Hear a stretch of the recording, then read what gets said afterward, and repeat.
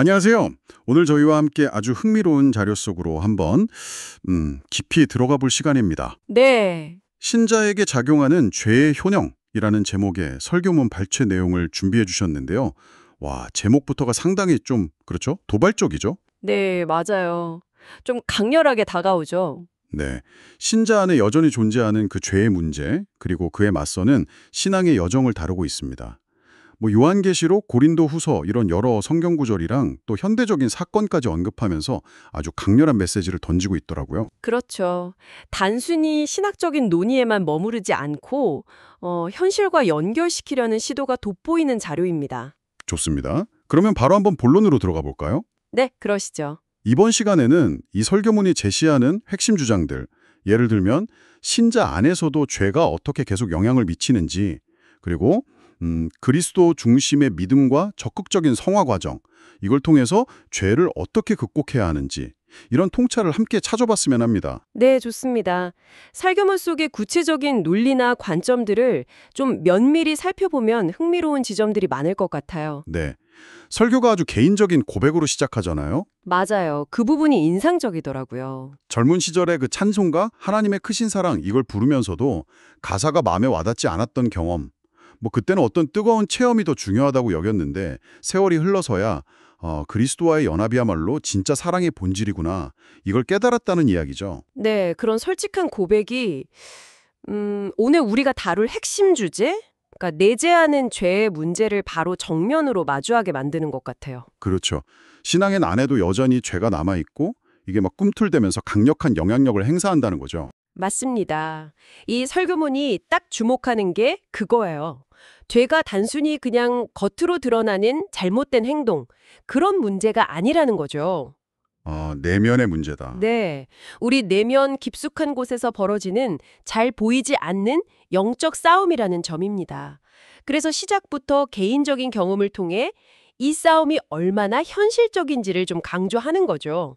그러면서 바로 에베소 교회 사례를 들죠. 네, 그렇죠. 계시록 2장 4절 5절 보면 그 교회는 분명히 행위도 있고 수고도 있고 인내도 있었어요. 그런데 결국 처음 사랑을 버렸다는 아주 심각한 책망을 받잖아요. 겉모습은 멀쩡했는데. 네, 겉은 번듯했지만 가장 중요한 핵심을 놓쳤다는 거죠. 이 예시를 통해서 설교는 이 내재하는 죄의 문제가 얼마나 교묘하고 치명적일 수 있는지 이걸 부각시키는 겁니다. 겉과 속이 다를 수 있다. 이런 경고인 셈이죠. 와, 정말 중요한 지적이네요. 겉으로 보이는 신앙 활동만으로는 내가 잘하고 있구나 이렇게 안심할 수는 없다는 거군요. 그렇죠. 절대 그럴 수 없죠. 그럼 이 내면의 적, 이 내재하는 죄와는 도대체 어떻게 싸워야 할까요? 설교문에서는 죄죽임이라는 표현을 좀 강조하던데요. 아, 네. 그 죄죽임, 영어로는 mortification이라고 하는데 이걸 아주 중요하게 다룹니다. 그런데 여기서 아주 흥미로운 역설을 발견하게 돼요. 역설이요? 네. 이 설교문에 따르면 죄의 죽임이라는 게 우리의 어떤 결단이나 노력, 의지 이런 걸로는 불가능하다는 겁니다. 그래요? 그럼 어떻게? 오히려 그리스도 그리고 그분이 십자가에서 이루신 공로 그것을 의지할 때만 가능하다는 거죠. 죄와 더 치열하게 싸우면 싸울수록 나는 정말 아무것도 아니구나 이 자신의 무력함을 처절하게 깨닫게 되고 바로 그 지점에서 역설적으로 그리스도를 더 의지하게 된다는 거예요. 하나님의 은혜를 갈망하게 되고요. 와. 그러니까 죄와 싸우는 그 과정 자체가 우리를 그리스도께 더 밀착시키는 어떤 통로가 될 수 있다. 이런 깊은 통찰을 제시하는 거죠. 죄와 싸울수록 오히려 더 은혜를 의지하게 된다. 정말 역설적이면서도 되게 중요한 관점이네요. 네, 그렇죠. 그럼 이 죄 죽임이라는 게 결국 성화, 그러니까 거룩해져가는 과정하고 연결되는 건가요? 정확합니다. 죄 죽임은 성화, 즉 우리가 점진적으로 거룩하게 변화되어서 하나님 나라에 합당한 사람으로 이렇게 빚어져가는 과정의 핵심 요소다. 이렇게 설교문은 강조합니다. 네. 그리고 이 성화는 결코 수동적인 과정이 아니라고 딱 못을 박아요. 고린도후서 7장 1절 말씀을 인용하면서 하나님을 두려워하는 가운데서 거룩함을 온전히 이루어 육과 영의 온갖 더러운 것에서 자신을 깨끗하게 하자고 촉구하죠. 온전히라는 말이 중요하군요. 네, 여기서 온전히라는 부사에 힘을 딱 줍니다. 삶의 일부 영역만 깨끗하게 하는 게 아니라 전인격적으로 그리고 능동적으로 거룩함을 추구해야 한다는 거죠. 뭐랄까, 소위 수동주의 있잖아요. 누가 시키거나 환경에 조성돼야만 마지못해 움직이는 그런 신앙.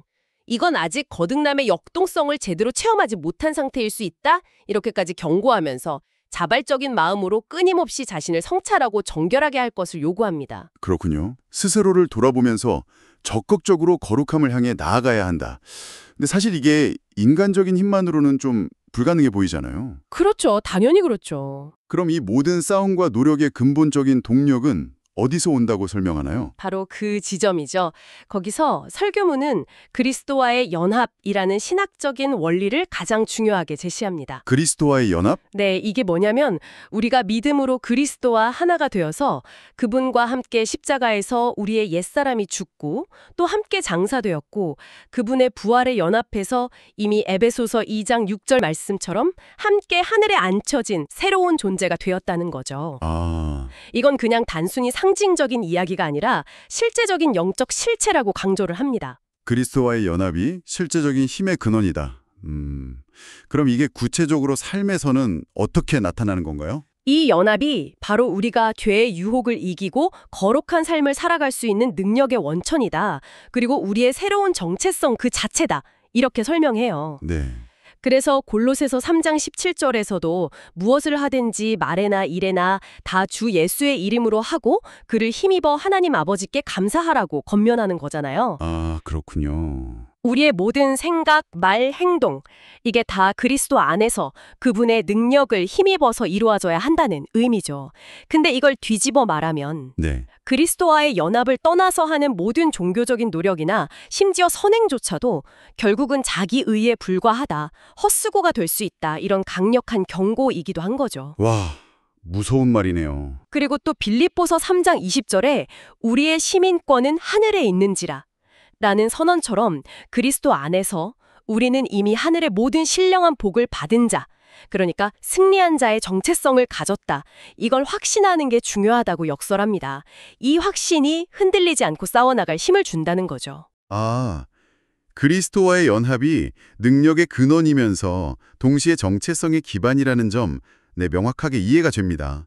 그런데 아까 그 내재하는 죄가 아주 교묘하다고 하셨잖아요. 네, 그렇죠. 이 설교문은 그 죄의 속임수를 그럼 어떻게 간파해야 한다고 말하나요? 네, 설교문은 내재하는 죄의 가장 무서운 점 중 하나가 바로 그 교활함이라고 지적해요. 교활함. 네, 인간의 이성이나 양심 이런 것만으로는 그 깊이나 심각성을 제대로 파악하기가 어렵다는 겁니다. 그럼 어떻게 알 수 있죠? 오직 성령께서 우리 마음을 비추어 주실 때, 그러니까 성령의 조명을 통해서만 우리 안에 숨어있는 죄의 실체를 깨닫게 된다고 말합니다. 아, 성령의 조명? 심지어 우리가 선한 일을 하려고 할 때나 아니면 어떤 영적인 체험을 할 때조차도 죄는 아주 교묘하게 역사해서 우리를 넘어뜨릴 수 있다는 거죠. 네, 선한 일을 할 때도요? 네, 혹은 그 영적인 체험 자체를 가지고 우리를 교만하게 만들 수도 있다고 경고합니다.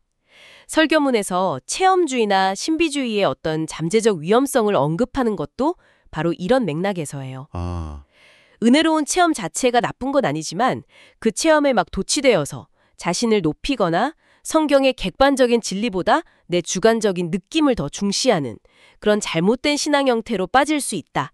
이런 위험을 지적하는 거죠. 와, 선한 일을 할 때조차 죄가 틈탈 수 있다니 진짜 섬뜩한데요. 그럼 죄를 깨달았을 때 어떤 태도를 가져야 할까요? 자칫하면 막 좌절하거나 아니면 반대로 약간 영적인 우월감 같은 데 빠질 수도 있을 것 같은데요. 아주 중요한 질문입니다. 네, 설교문은 죄를 직면했을 때 우리에게 필요한 건 영적인 자만이나 낙담이 아니라 철저한 겸손함이라고 강조합니다. 겸손하며? 네, 나는 정말 그리스도를 떠나서는 단 한순간도 온전히 설 수 없는 존재구나. 이 사실에 뼈저리게 인정하는 거죠. 실패하고 넘어졌을 때조차도 그 경험을 통해서 다시금 그리스도를 더욱 굳게 붙들고 의지하는 법을 배우는 기회로 삼아야 한다고 말합니다. 아, 실패를 통해서도 배운다. 그렇죠. 즉, 내 안에 있는 죄의 실상에 정직하게 아는 것이 오히려 우리를 교만해서 건져내서 진정한 겸손으로 이끌고 그리스도께 더 가까이 나아가게 하는 원동력이 된다는 그런 깊은 통찰을 제공합니다. 겸손함이 핵심이군요. 죄를 아는 것이 오히려 은혜를 더 깊이 알게 하는 통로가 된다. 이 말씀이 참 인상적이네요. 네.